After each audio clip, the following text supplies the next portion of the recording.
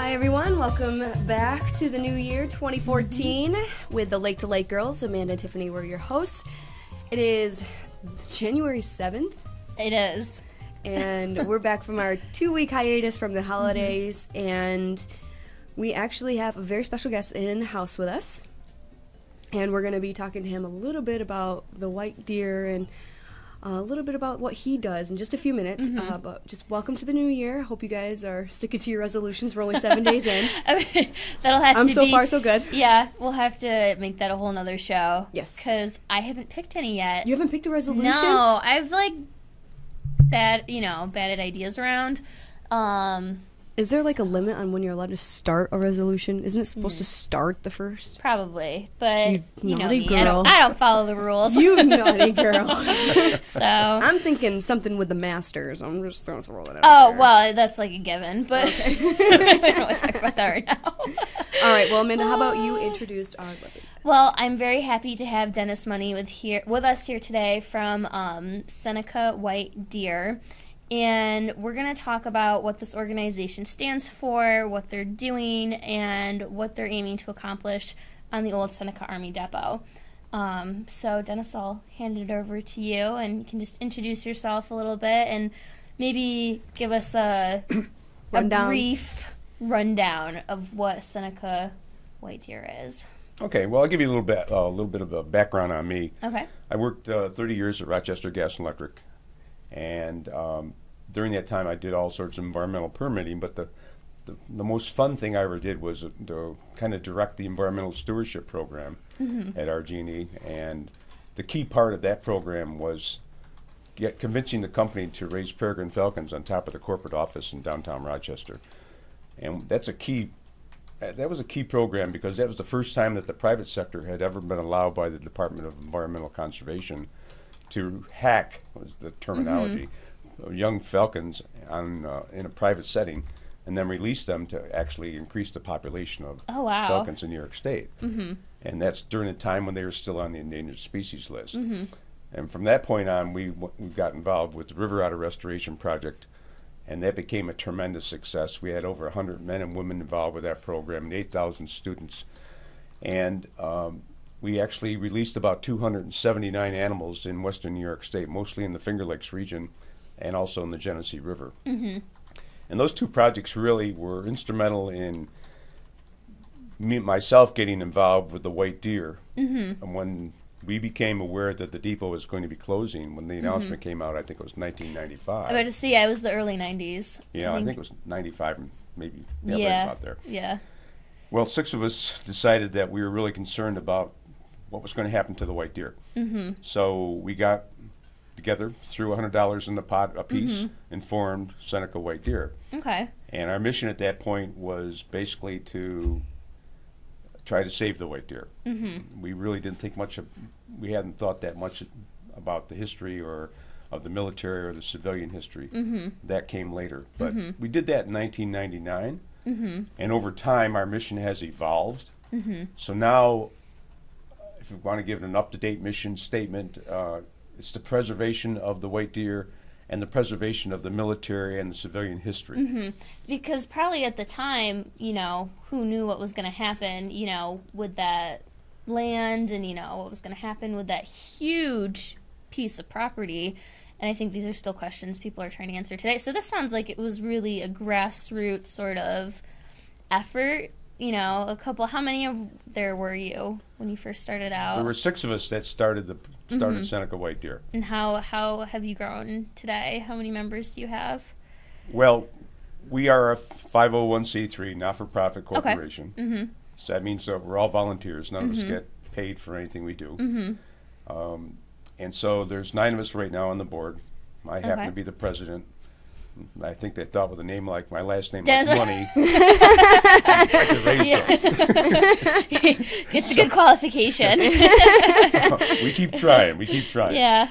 But, and so, as I said, we're a not-for-profit volunteer organization. We're composed mostly of retirees, both people that have been teachers. I was a former teacher myself, as well as marketing and public relations personnel, and then just people who care about the White Deer preservation and see the opportunity for open space activities at the depot and turning the depot into a major tourism attraction. So what is your vision for this group? What do you guys want to accomplish in the next 5 or 10 years?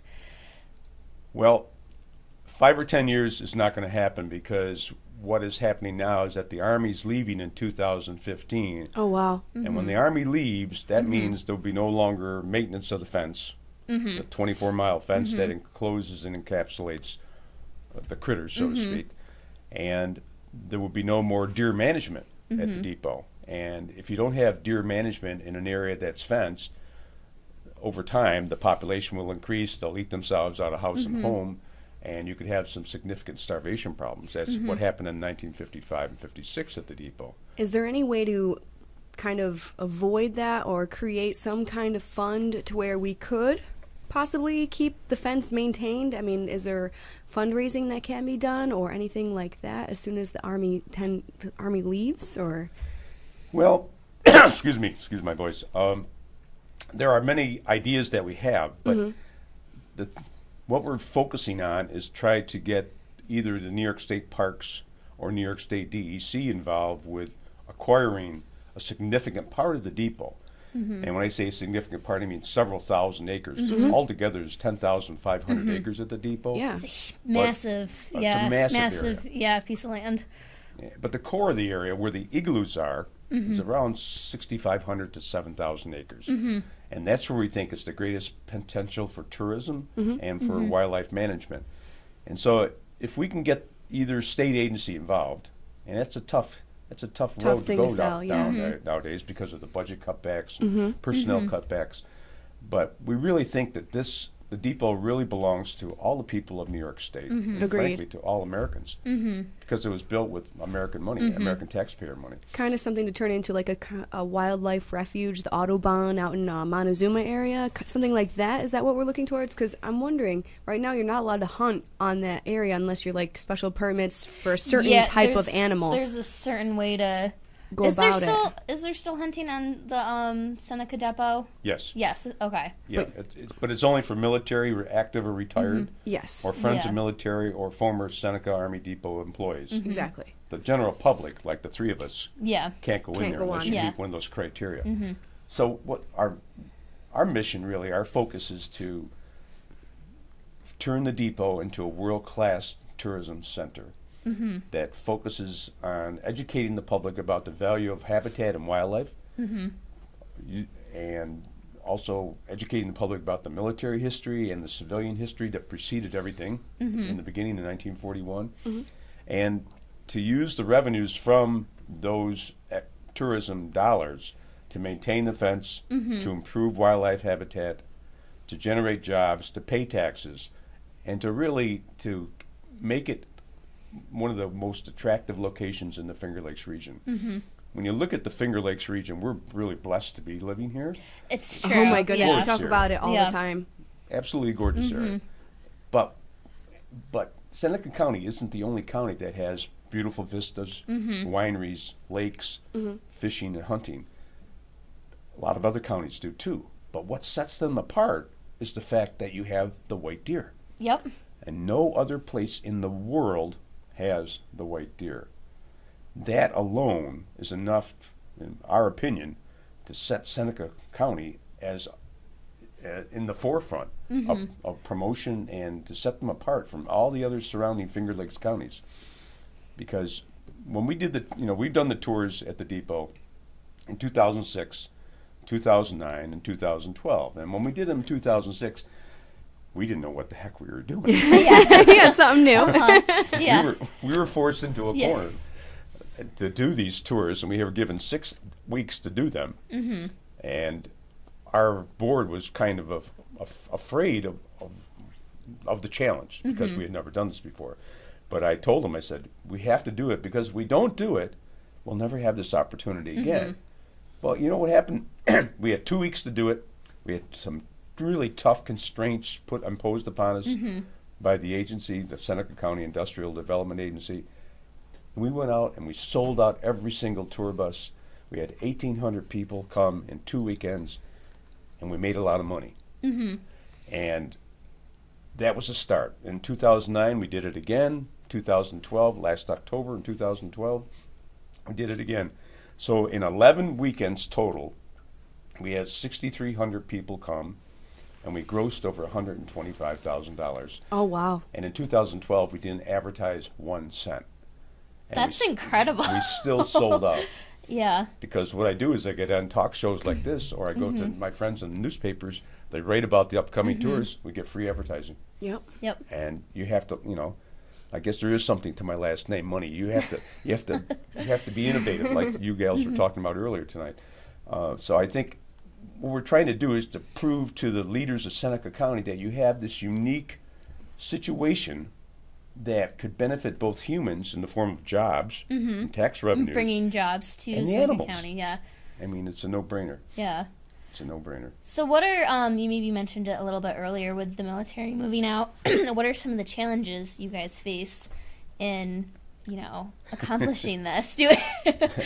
Probably the same challenges we've been facing since 1999. Budgets. The fact that we're a small volunteer group, and sometimes we're not giving the credence that I think we deserve. We've already proven ourselves several times now. We know how to run the tours. We're very professional. And we have proven our point. We don't need to do more tours. We've proven our point that if you build it, they will come, and it's already built. Yeah. All you have to do is promote it. Agreed. And you promote it to the Japanese and the Germans, the biggest group of population of eco-tourists in the world. I mean, if we did that, this place would be flooded with tour buses, and hotel rooms would be filled up. The wineries would get the overflow. The ripple effect it would have, on the local, from economy. restaurants to other local tourist attractions, Absolutely. everything. I can't tell you how many times that I drive by that depot and you see people stopped on the side of the road trying to take pictures of I the know. deer Right. that All the come up right time. up to the fence. It happens all Yeah. the time. And even growing up in Romulus, like we both came from Romulus, I know that, I find it fascinating. I don't know if It that's sort weird. of has a veil of mystery around it. It the kind of depot. does. Because it's been closed off. There's We're that like, physical what's fence behind there. Yeah. What's beyond the fence? Yeah. Exactly. I want to go back to the deer a little bit. Sure. Because you mentioned that this is the only place in the world where we have this type of herd of white deer. Now, are they? I don't believe they're albino deer, right? That's correct. It's a genetic mutation, isn't it? Or are they just white-tailed deer? They're white-tailed deer. Okay, that's They're what I not thought. albino are pink-eyed deer. Yes. Very rare. Generally can't breed, but these deer can breed. They're brown-eyed. Yeah. So and do you know? I don't know if you know, but do you know how large this herd is? Yeah, what's the population like right now? Is there any way of knowing that? I don't know if people have tracked it recently or. That's an excellent question. The last aerial count that was done was several years ago, and the estimate was between 185 and 200 white deer. And there's probably about Now, 600 with brown numbers deer. like that, couldn't you have them declared, I don't know, Like, not not endangered, but something Specials. along the lines Yeah. of that, so that, until their numbers do increase or something, like declare them something with the state so that you don't, somehow you get funding through the state. I know budgets are pretty slim right now, especially with the State of the State address coming out tomorrow by Governor Cuomo. We'll find out what's going where and when. I know that's probably a big day for you guys in terms of parks and recreations and what you guys are going to be allotted in terms of budgets, what you guys could fight for in terms of your project. But isn't there some kind of program that could work for you, like something you could declare that? I don't think it's endangered, but something along that line? Well, that's a good question. We say it's the world's largest herd of white-tailed deer. There are other white-tailed deer across the country because there's 29 million whitetails in the United States alone. So you're going to see this because the white gene is carried by all brown deer. Yeah. And once in a while, conditions are perfect, a brown doe will reproduce a white fawn. So they're scattered all over the country, and in the state of Wisconsin, they have white deer roaming wild in the woods, and they are given special protection. I don't think you're going to see that in New York State. Okay. I really don't, because maybe if they had 5 legs or purple eyes Yeah. or something like that, Yeah. you could have that happen. But that's not going to happen just because they are you may have a white deer born in a population of 20 or 30,000 brown deer. So it's not like they're, you know, endangered or anything like that. But what makes the depot unique is that you have this fence. It's you know, like I said, it's 24-mile perimeter fence, and it's roughly, the depot is about 10 miles long, and it's maximum about 2 miles wide. So you have this opportunity within that fence line to have many, many Kodak moments, so to speak, with your cameras. And to get people excited about, wow, I'm actually seeing a white deer, I'm seeing a turkey, I'm seeing an osprey, I'm seeing a bald eagle, I'm seeing a red-tailed hawk. And for many of those animals I take for granted because I spent a lot of time in the woods and the outdoors, but for a lot of the people who took the tours, this was fascinating. They really is. Really had a ball. And so I know, and with the increasing population of our country and the encroachment of population into habitat, I think it's vitally important to educate the public about the value of wildlife and what they bring to our lives and our society, and the fact that they need a place to live too. And the depot is the perfect location for that. And I think with the proper habitat management, it could be a world showcase. Now, you said, what other animals? I mean, you said the hawk and other various birds and different things. What are you seeing a plethora of out in that area with the white deer? What kind of animals are you seeing more? Well, besides the white and the brown deer, you have, excuse me, hundreds of turkeys. You have skunks. You have lots of coyotes. You have muskrats. You have beaver. And you also have over 100 species of birds that either migrate through the depot or nest on the depot. And that's such a large number of birds that the depot has been classified as what they call an important birding area of New York State. Oh, wow. IBA.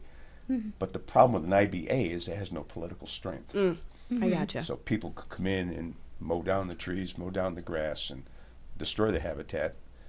But right now, it is an IBA designated by the DEC and Audubon. So what you have there is you have an incredible magnitude of bird life and wildlife. You even have a 60-acre pond with some warm water species of fish like bass and bullheads and crappies and sunfish. So you have a little bit of outdoors for everyone. And then you take into effect, you have 100 miles of roadways inside the depot. You don't need 100 miles of roads to maintain.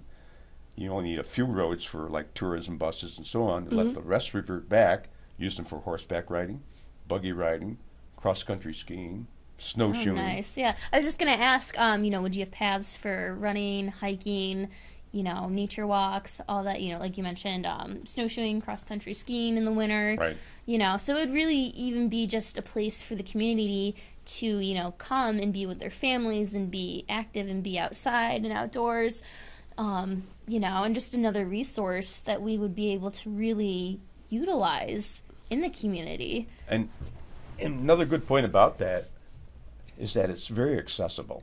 You know, It's right there. It's in the there. heart You of have Seneca to drive County. around It is right there. Yeah. and if you're not physically fit or if you have a physical problem, I mean, you can still take a vehicle or go into a tour bus where to go in the Adirondacks, you have to be physically fit to climb a mountain. And there's no tour buses going up the unique. And you also have the opportunity with the rail system there, which would take, and then this would take quite a bit of money to upgrade the rail system, and then you could have Santa Claus tours, the White Deer tours. You could have wine tasting cruises around the perimeter You even inside have the depot. bird watcher groups Oh my that go gosh. out. And you could have events like that. Bird I've seen watching is events watch so with bird big. watching Yeah. all the time. And there's that one day where you're supposed to try and capture, not capture, but like on film. Bird Yeah. count. Bird counting. Yep. That one massive day. I mean, that could be one thing. Another day would be, think about, there's no zoo. There's no zoo. There's one in Rochester, there's one in Syracuse. Now you can go to Seneca County, and that's right next door, or right near You know, your right in your home, backyard. and see a plethora of different animals, not just white deer, but different animals, different birds. I don't know. I feel like that's a positive. That would have a positive impact, and anything that we can do to help that along. Yeah. It's amazing. Because I think what you guys are trying, it would be such a shame for us just, to lose the such land a... to just for all of this to just kind of go away. Like I'm seeing the picture that you're painting right now, and it It's looks the sad incredible. The taking it down is a sad one. I'm sorry, I was going the other way. Yeah. Taking it down is a sad one. Yeah. So if people after hearing this want to get involved, if they want to donate money or if they want to donate their time, how can they do that? Where can they contact you guys? How would they go about doing this? Well, the easiest way is to actually go to our website, senecawhitedeer.org, and send us an email. And myself and a couple other people on our board receive those emails, and we will get back to you very quickly, and see what you can do, what you can offer to us. So we have a woman who recently contacted us from Binghamton who wants to get involved, and she's a professional writer. And she also wants to do some environmental events to help promote our mission. So we gladly accept people who are willing to do that. Do you guys have any events or anything coming up? I know you mentioned the tours a couple of times. Do you guys have any more in the future planned like that, or anything else you want to put out there? I'm afraid not. Okay. Tours will never be allowed again, according to the Seneca County Industrial Development Agency. Really? No, they don't believe in tourism, and that's on the public record. I'm not saying anything out of school there. I respect the IDA. They have a mission to promote and to find more jobs for people in Seneca County, but I think the fact that they've turned their back on tourism is especially in a tourist country, county, area. I feel like tourism is like what brings in the top like 5. It's our breadwinner in County. this area. It's the breadwinner in this area, definitely. Yeah. So that's kind of a shame. I really it kind of breaks my heart a little bit. Now you mentioned, forgive me, I'm going to forget the name of it. Before we started to mention some type of hearing that was coming up. Oh, yes, the New York State open space hearings? Yes, tell us about that and what this means to you guys. Well, with the Army leaving in 2015, and the fact that the open space committees met in 2013, I'll make sure I get my dates correct here. In 2013, each of the regional committees selected locations that would be considered for funding at the state level under what they call the Environmental Protection Fund. Okay. And that's a fund of well over $100 million. So, and how it works is that Region 8, we're in what they call DEC Region 8, Department of Environmental Conservation, Region 8. Region 8 submits X number of places for consideration to be funded. And then in 2014, there will be hearings all across the state for all 9 regions of the DEC. People will go out and voice their support or non-support of a particular region. Okay. And then the hearings convene, or not convene, but they end, and then they go back to Albany, and then behind closed doors, so to speak, someone makes the decision, what does Region 8 get, what does Region 7 get, what does Region 1 get? And so we think it's critically important that when the hearing dates are announced, that we get the public involved in the Finger Lakes region to support the depot being funded through the Environmental Protection Fund. That would provide the necessary funds to buy the property from the Seneca County Industrial Development Agency. It's pretty much our last hope. Okay. And then if that was to be the situation, and if the depot was awarded a first place, if you want to call it that, then either New York State DEC or New York State Parks would be the owner of the property. And our group would be more than happy to show them how to do the tourism aspects and to actually, make some money, and so it wouldn't be in the red as any part of a state agency, because right now with the budgets being the way they are, we want to make it in the black. Yeah. I know we can make it in the black. Yeah. Valuable. So now I take it you guys don't know when these hearings are going to be yet. No, we're waiting. Okay. How can people show their support? Would it be by signing petitions or physically showing up to the hearings? How can the community get involved? Well, we will be posting information on the website, but generally speaking, what it would take is that You can go to the public hearings and voice your support. And that'll probably be 2 hearings in Region 8. One will probably be in the DEC office in Avon, and probably another one up in Rochester. That's generally how they do it for our region. And then in Region 7, which is Syracuse, it'd be similar, probably 2 hearings per region. However, you do not have to physically attend. Yeah. You can write a letter to the hearing officer, hearing judge, and you can also help by writing letters to Senator Nozzolio, Assemblyman Kolb, and Assemblyman Palmisano, because these are the 3 critical legislators In this area, in this area. And if they hear from the public that the public really wants the depot to be acquired through the Environmental Protection Fund account, they will listen because they are politicians. And they have the power, and they have a word, they have a say. Yeah, when it comes and to something. influencing the outcome. Correct. This is getting me all fired up. I want to start writing thinking letters to people. Yeah. Phone call to Kolb. You know, yeah. Now, what would a process like that, how long would a process like this take, and would it be in time to preserve between the time that the military leaves and the DEC would possibly take over if something like this were to go through? Would it be in time? We think so. However, you know, you never know what's going to happen in Albany. So say the hearings come out end of this month. They'll probably go for 2 weeks. I'm just guessing now. I'm not sure. Then they'll go back, look at all the supporting documents and the verbal support and that kind of thing, and make a list. And then it's going to be the typical downstate, upstate battle. Who gets what? You know, as we all know. And so we'll get some, downstate will get some.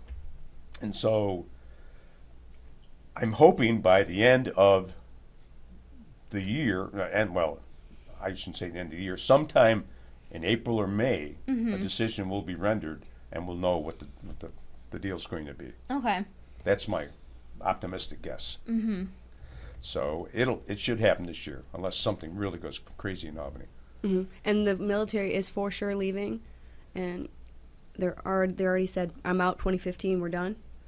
Yep, they're done. And the reason that they're still there is that they're doing the cleanup, because originally there was over 1,000 acres that were contaminated. And so it's taken all these years to decontaminate it to meet the strict state and federal levels of cleanliness. So they said last year that in 2015 they will be going. When in 2015, I don't know. Yeah. And I mean, that's kind of a moving target. So, but 2015 looks like the year, and I think if we're going to capture the depot and make it publicly available, this is our best opportunity through the New York State Open Space Program.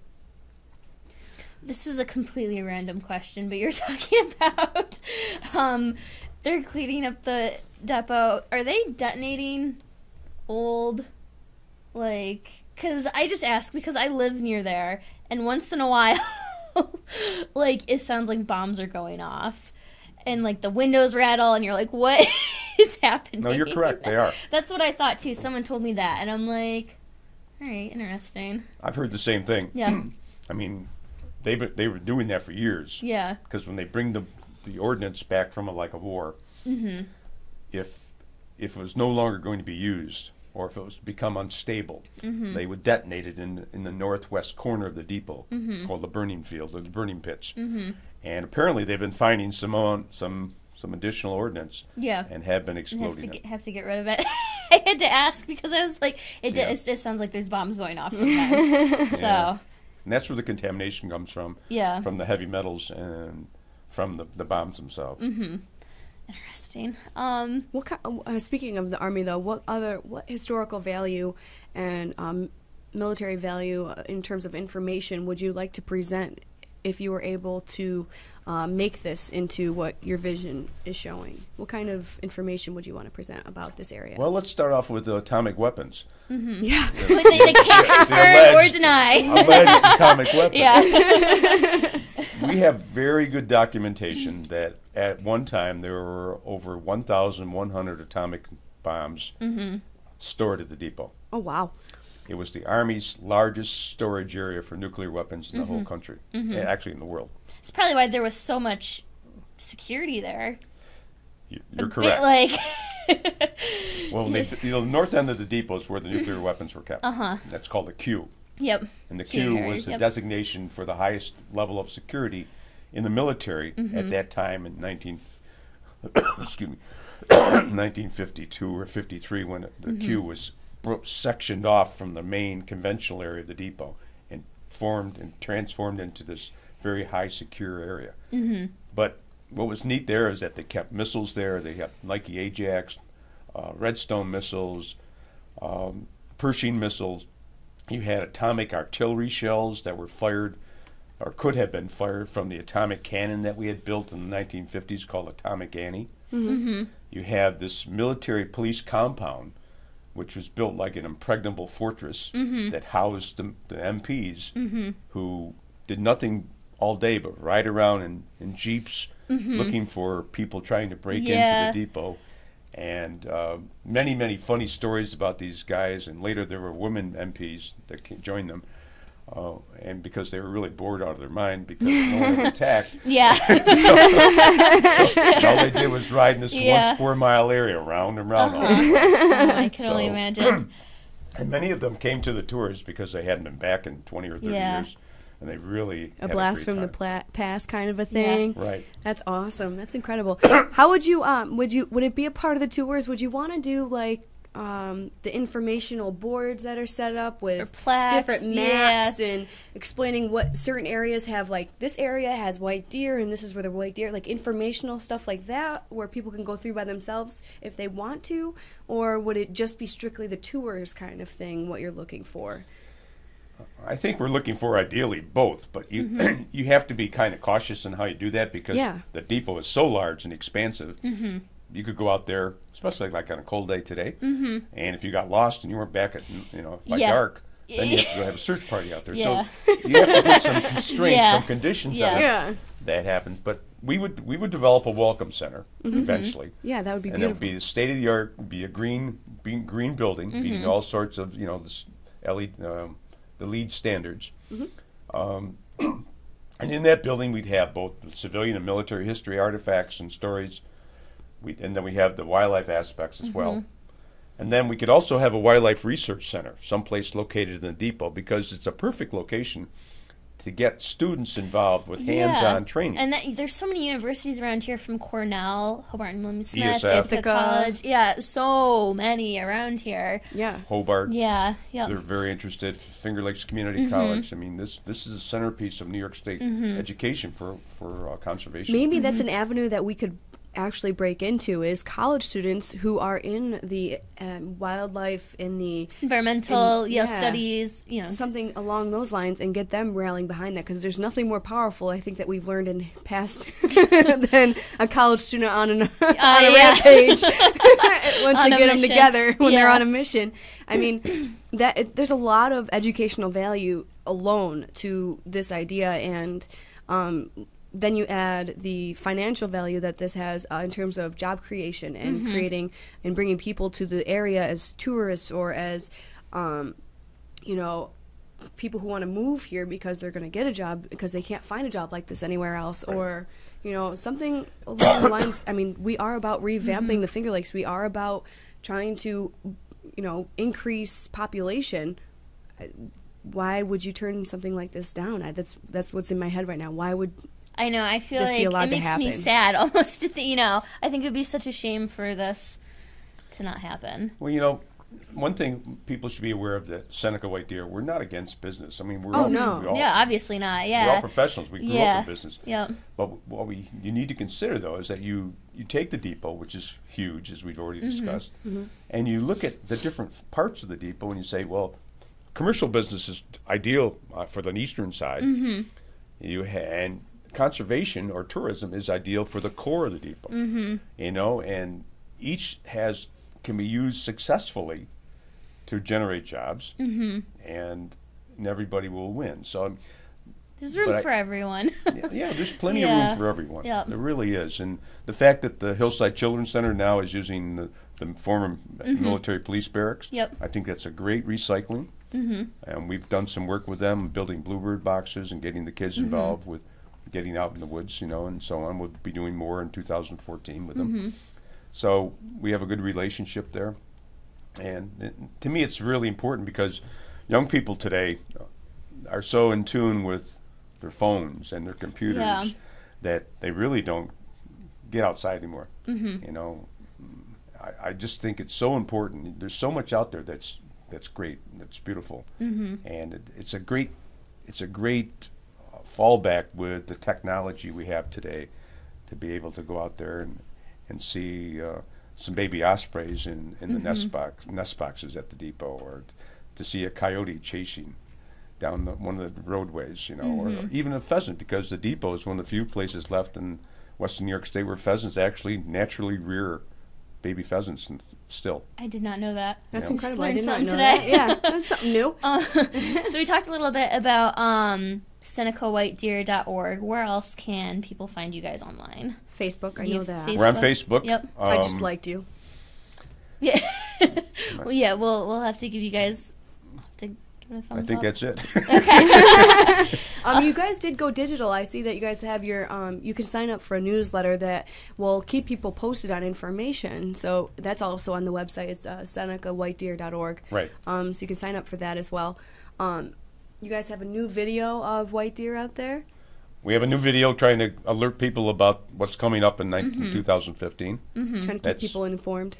Keeping people informed, kind of just teasing them for the next one.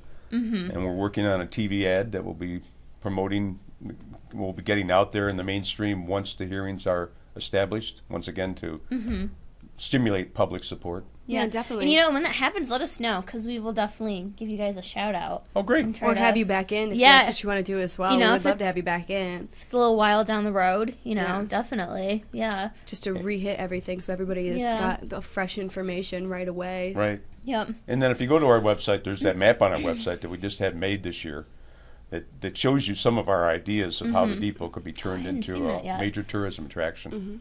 And you can actually, it's almost an interactive map. You can toggle right down. You can see the white deer and the turkeys. See the guys climbing over the fence. The guy.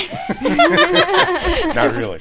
Yeah. But it's a That's very funny. creative map, and we're happy with it. But it's just ideas. You know, there's so much that can be done there. I mean, you could build a conference center, and make it a year-round. We feel that the depot can become a year-round tourism attraction. Agreed. Because of Definitely. the winter activities, winter photography. Winter photography, I can't tell you the number of people that email me wanting permission to get on the depot. And I said, I can't get on the depot. How can I give you permission? Say, hey, you hold this side of the fence down. Just kidding. I'll crawl under here Yeah. and then Yeah. So I mean, there's many things that could be done there. You could have a white deer marathon. I mean, Oh my gosh, I never even thought, you know. they could have a That's- 5K. They Yeah. could have a run. They could have Yeah. there's so many ways to raise money for something like this as well. I have so many like promotional ideas that are in the back of my head. I'm like, oh well, you could do this event, you could do this event, and this would be really great. you know, Tiffany, you mentioned before about the maintenance of the fence. One of the ideas we had was people could buy a section of fence, and then Oh, you and had have your it name on dedicated. Like sponsor it You know? or like adopt dedicated. it. This is a Right. this section of fence is sponsored by, and local Yeah. businesses I'm sure would be happy to do such a thing. Right. That would be incredible. Yeah. It's just getting local politicians involved as well as local community members, and I think that's the biggest part is the community gathering together. And I think as a whole we've shown that we can rally together as a community in Seneca County to get behind a good cause, and I think that this is one that definitely should be Yeah. You know, supported.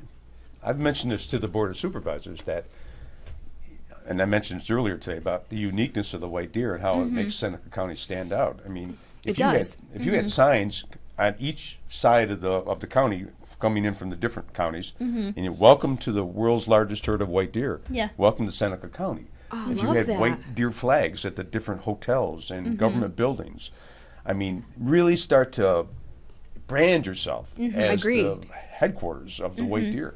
It'll pay off. Yeah. I can guarantee you. Agreed. We know we did it with the otters. I mean, when we did the otter project, we became so famous. When I'm talking about me, I'm talking about our team. You know, we had Cornell, we had DEC, we had Nixon Peabody, we had all sorts of New York State trappers. We had a really unique team. But we didn't realize it at the time is that other otter restoration projects across the world were following us and emulating us and asking us for advice. And then the South Korean broadcasting system came over and honored us. And we said, "Why are you honoring us?" And they said, "Well, you're the most famous river otter restoration project in the world." And we had no idea that we were setting the standard for that. And that's so you learn from that. You take what I call peregrine falcons and river otters. I call them sexy animals. And you take these sexy animals and you use them to get people excited about wildlife because that's how you protect the pygmy shrew or the snapping turtle.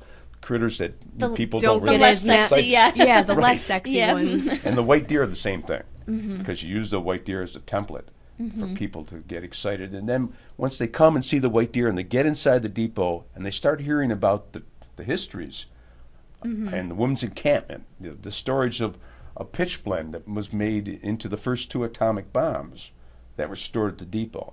It's fascinating. It's rich with history. It really is. You know, really and is. I love that you guys are trying to preserve that, and not only preserve it, but, you know, grow it, create all these opportunities for the future of Seneca County, because, I hate to say it, there's not that much out here. There really isn't. And I think you guys could, you know, really create a huge amount of opportunity, you know, through the tourism and all the sort of ripple effects we were talking about earlier. I hope so. I mean, we really think this could be a real plus for the south end of the county. Yeah. You know, there's always been that north end, south end competition. Right. I think this would really be a boom, and you could start to see some hotels. I mean, when I read about the history, I learned about all the shanty towns and the hotels that sprang up when they built the depot back in '41, when they had up to 8,000 workers here living in tents or squalid conditions, and then they built the hotels and the bars and so on. All that's gone now. Yeah. You know, but the potential there to really do a good, positive job with, you know, B&Bs and motels and restaurants, I think it could be a real asset for the South End especially. Yeah. It's incredible. Is there any other information that we are forgetting? Are there any other like events coming up that you wanted to hit upon that we seem to I know you guys recently did the Rock the Day. How did that go for you guys? Well, we'll never get rich on Rock the Day. But, you know, every little bit helps. Yes. You know, it's this whole campaign to arouse the public about protecting the depot is like a military battle. You know, you land on the beach and you inch your way inland. Sometimes you get pushed back in the ocean, and then you keep coming forward. And that's basically what happens here. You get an incremental amount of money from Rock the Day. We're currently finishing up our 2013 fundraising campaign. That's going extremely well, and the donations in December alone at the website. Excuse me, we're probably well over $1,000. So people are coming out of the blue. We're trying to find out how they found out about us all of a sudden. It could be from doing, you know, media gigs like this or press releases or something like that. But so the more exposure we get, the better off we become, and the more the public becomes aware of this vital resource. I call it a crown jewel of a natural resource. And if we let the Army go away, if we let the fence come down, the deer dissipate, I think it would be... It'd be a shame. It would just deteriorate. It would be terrible. Yeah. And you've lost everything because you have this unique anomaly that no one else has. And if you aren't smart enough to realize that, fie on you. Yeah. You know, and we've made too many mistakes as humans. I think this is our time to step up and really take advantage of this opportunity that's really, you know, hanging in front of us. Right. Now, if you guys want to write a letter, I'm stalking you guys a bit. If you go onto the website, senecawhitedeer.org, you guys have literally a suggested message, and you can incorporate your own words as well. But all the legwork is done for you. Yeah, you just have to send it in. You literally have to send it in. They have all of the addresses that you need, all of the people that for your local these letters would need to go to. It's all taken care of for you. So if you want to do your part, but you're like, oh, getting involved. Yeah. It really, Yeah. it's all laid out for you. I mean, you have Richard Hanna on here, you have Schumer on here, you have the senators, congressmen, everything, and everyone who could make a difference above and beyond us. I mean, everyone's like, oh, what's my one letter going to do? You never know. They really do listen. I can speak They from do. personal experience from working in a local politician's office as an internship back in college. They do listen to their constituents, you know, especially in Seneca County and around this area. I agree. Yeah. I agree. So And that's something that do I think it. we've been quite lucky with in terms of Assemblyman Kolb and everybody who we have in this area. Nozolio. I mean, I've met Nozolio on numerous occasions, and he still like you said yourself, you worked for him 4 years ago, and he still remembers you. He knows who you are. It's incredible. It's very he's very good about it. But yeah, so if you guys want to get involved, all that information is at senecawhitedeer.org, or you can go onto the Facebook page to find out any information that you Is it just under Seneca White Deer? Mm-hmm. Okay. Yeah, so just search for that and they should pop up. Yep. Like them, you know, and that'll put on your Facebook feed notifications of any updates they do. And stay tuned for that hearing. I think we should stay tuned for that I hearing. think so too. Yeah. And we also have the video on YouTube, the one that's on our website. Okay, yep. If you just do a search. For White Deer, Seneca White Deer.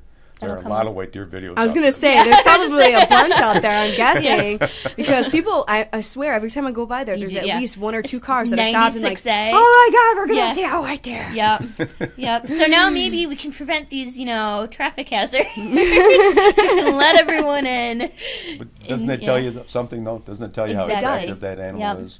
It does, because people aren't used to seeing it. They're like, Right. Yeah. a what? Yeah, we take it for granted, I think. I agree. Right up here. Yeah. I think we do too. Yeah. But they're locally famous, but yet you go to Albany, very few people have ever heard of them.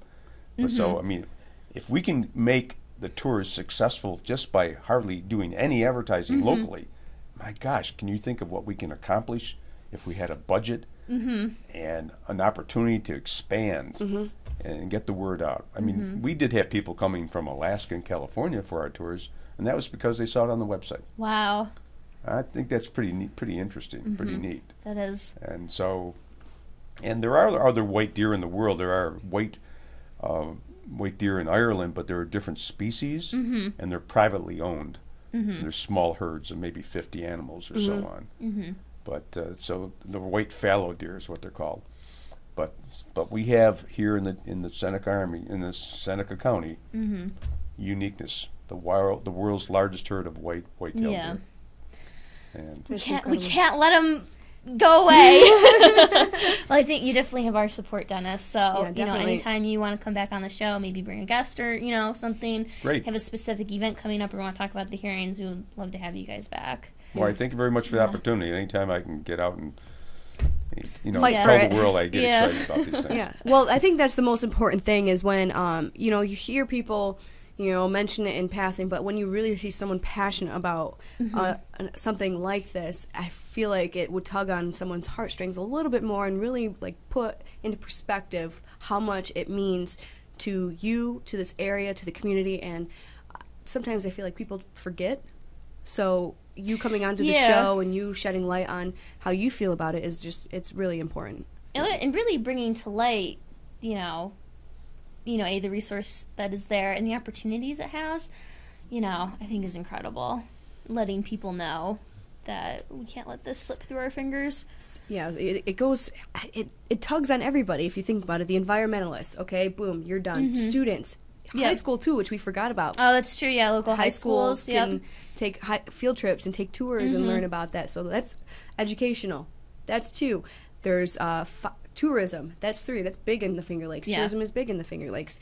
Then you have jobs. That's 4. Then you have money. That's 5. Yeah. Okay, I mean, should we keep going? Yeah. There's history here. Come on. Let's go. Yep. Thank you so much for joining us, Dennis. Again, Dennis Money with the Seneca White Deer. You guys can find out more information at senecawhitedeer.org. You can go on Facebook. We'll post links up on our Facebook page, so you can follow it on our Facebook page. Thank you all for joining us. Thank you again, Dennis, so much. Thank you. Appreciate it. We are the Lake to Lake Girls. Welcome to 2014, everybody. It is Yep. the 7th of January, and here's to a really positive, upbeat, awesome year. Hopefully we can make a difference in some aspect, some way. I think so. This year. Yeah. I'm hoping. Guys, we'll catch you back here, same time, same place, next Bye, week. everyone. 6 o'clock. Check it in.